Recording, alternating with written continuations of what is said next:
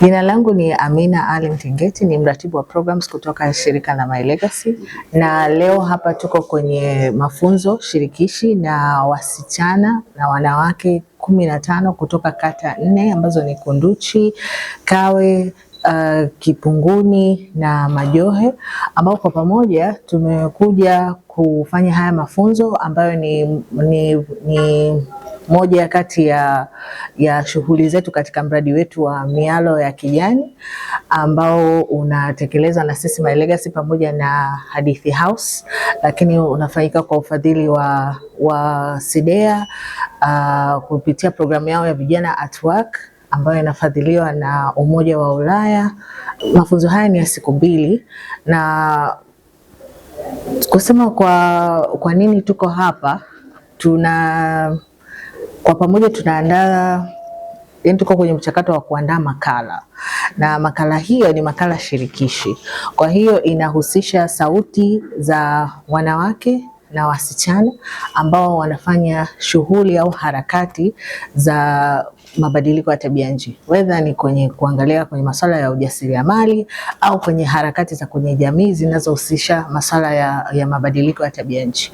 Mara nyingi tunaona changamoto za wanawake zikiongelewa na watu kadha wa kadha, lakini mafunzo haya yako kipekee zaidi kusikiliza wao wanawake wenyewe na wasichana, changamoto wanazokutana nazo, shughuli gani wanazofanya kukabiliana au kupata ustahimilivu na mabadiliko ya tabia nchi, na baada ya mafunzo sasa zile sauti zao ndo zitakwenda sasa kuwa featured kwenye hiyo makala yetu, ili sisi tupate nafasi ya kuwasikiliza wao, changamoto zao na suluhisho zipo ambazo wanataka jamii ziendelee kuzifanya ili kuweza kusaidia katika ustahimilivu wa mabadiliko ya tabia nchi.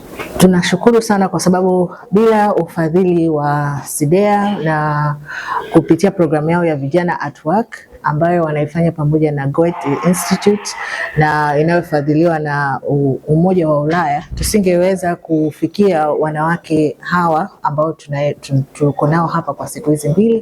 Kwa hiyo tunashukuru sana kwa support wanaoendelea kutupatia katika kutekeleza mradi huu na kufikia, na tunatamani mradi huu uweze kufikia wanawake na wasichana wengi zaidi hapa nchini Tanzania kupitia hii makala ambayo tutakwenda kutengeneza. Naitwa Neema Abeid, ni mwezeshaji wa warsha hii shirikishi ambayo inaangazia kutengeneza makala inayohusisha na mabadiliko ya hali ya hewa na resilience ya wanawake. And kuna umuhimu wa wanawake kushirikishwa au kushiriki katika mradi huu kwa sababu mara nyingi au mara zote wanawake ndo huaga tunabeba mzigo mkubwa ambao unahusiana na majukumu ya nyumbani. Kwa hiyo na mabadiliko ya hali ya hewa moja kwa moja yanaathiri shughuli za nyumbani, mathalan kutafuta kuni, masuala mazima ya maji na hata magonjwa mlipuko yakilipuka, wanawake ndio huwa wanatunza wagonjwa, wao ndio wanashughulika na kutafuta maji. Kwa hiyo kwa sababu wao ndio wahusika wakubwa na hizo athari za kutokana na mabadiliko ya hali ya hewa, ndio maana wao wana umuhimu sana kushiriki katika huu mradi. Naitwa Veronica Wana Julius, natokea kata ya Kivule iliyopo mkoa wa Dar es Salaam, wilaya ya Ilala. Mimi ni mshiriki katika mafunzo haya ya mazingira. Kwenye mafunzo haya leo tumejifunza vitu vingi sana ambavyo ni faida kwa taifa letu. Kitu kimojawapo ambacho tumejifunza, nini maana ya mabadiliko tabia nchi, lakini mabadiliko tabia nchi yanasababishwa na nini na nini kifanyike.